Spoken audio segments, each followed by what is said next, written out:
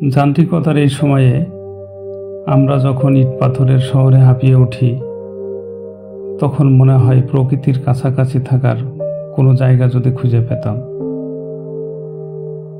বাংলাদেশের উত্তরাঞ্চলে গাইবান্ধা জেলার ফুলছড়ি উপজেলায় সবুজে ঘেরা একটি গ্রামে লুকিয়ে আছে এমন এক স্থাপত্য যার নাম ফ্রেন্ডশিপ সেন্টার। এটি প্রকৃতি ও মানুষের এক অনন্য মেলবন্ধন। ফ্রেন্ডশিপ সেন্টার শুধু একটি স্থাপত্য নয়, এটি একটি দর্শন। প্রিয় দর্শক, আজকের ভিডিওতে আমরা এই অসাধারণ সৃষ্টির পেছনের গল্প, তার নকশার রহস্য এবং এর মানবিক গুরুত্ব নিয়ে কথা বলব। গাইবান্ধা শহর থেকে 3 কিলোমিটার দূরে গাইবান্ধা বালাসী সড়ক ঘেঁষে ফুলছড়ি উপজেলায় তারকাটায় ঘেরা একটি বিস্তীর্ণ সবুজ মাঠ। খুব কাছে গেলেও বুঝবার উপায় নেই যে এখানে পৃথিবী খ্যাত একটি স্থাপনা ফ্রেন্ডশিপ সেন্টার লুকিয়ে আছে।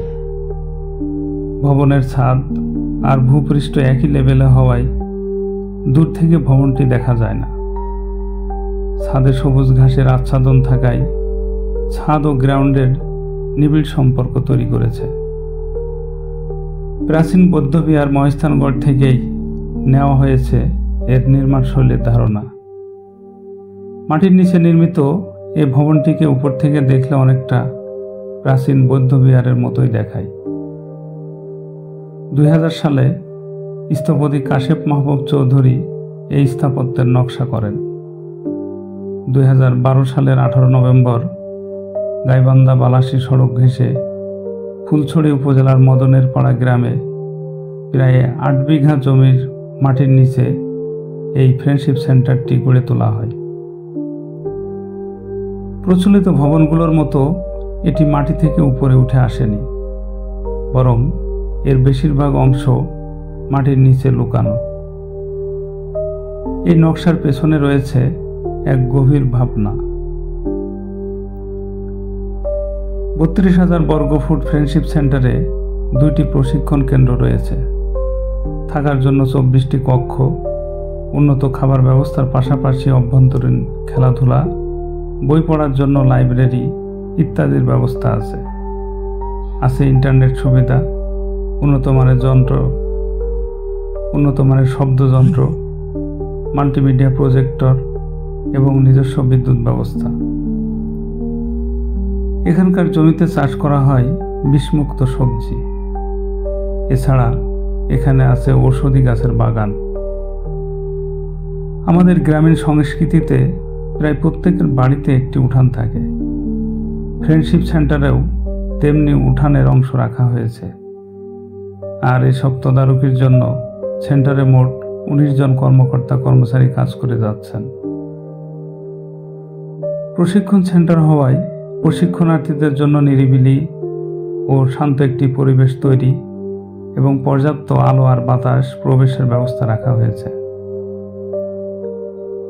ভবনের ছাদে সবুজ ঘাসে ঢাকা ও কক্ষগুলো মাটির নিচে থাকায় প্রাকৃতিকভাবে অপেক্ষাকৃত ঠান্ডা থাকে। চারপাশের কক্ষগুলো ছাড়া অন্য ঘরের প্রাকৃতিক আলোর উৎস স্কাইলাইট। ভেন্টিলেশন ব্যবস্থাও প্রাকৃতিক।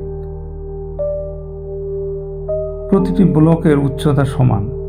পুরো বিল্ডিংয়ে লাইট কোট ও উন্মুক্ত চাতাল আলো ছায়ার দারুণ সমাহার তৈরি করে। ভবন এলাকায় 5টি ওয়াটার পুল আছে।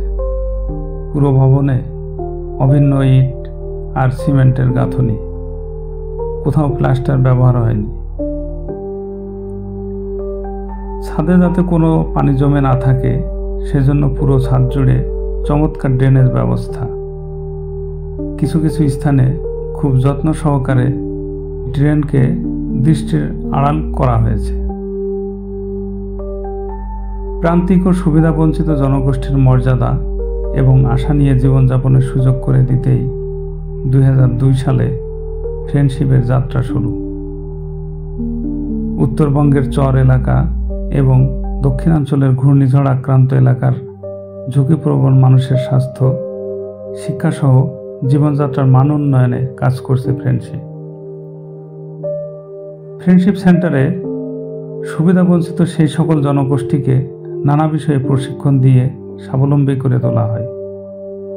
নিজেদের প্রয়োজন মেটানোর পাশাপাশি বিভিন্ন সংস্থা বা প্রতিষ্ঠান তাদের সভা সমাবেশ করার জন্য ভাড়া দেওয়া হয় এই ফ্রেন্ডশিপ সেন্টার। মনে রাখতে হবে, ফ্রেন্ডশিপ সেন্টারটি জনসাধারণের জন্য উন্মুক্ত নয়। পূর্বানুমতি সাপেক্ষে এর ভেতরটা পরিদর্শন করা যেতে পারে।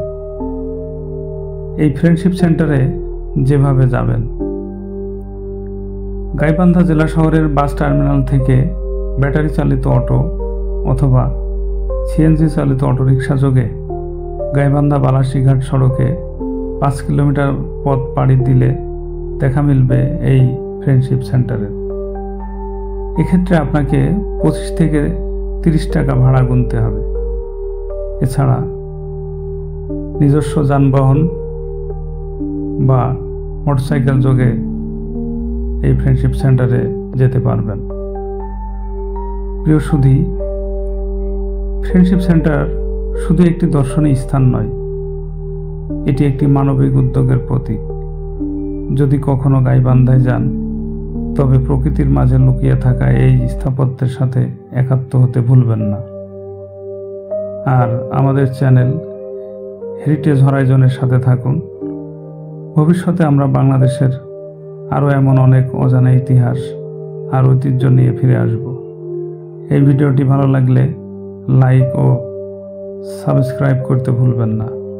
ধন্যবাদ।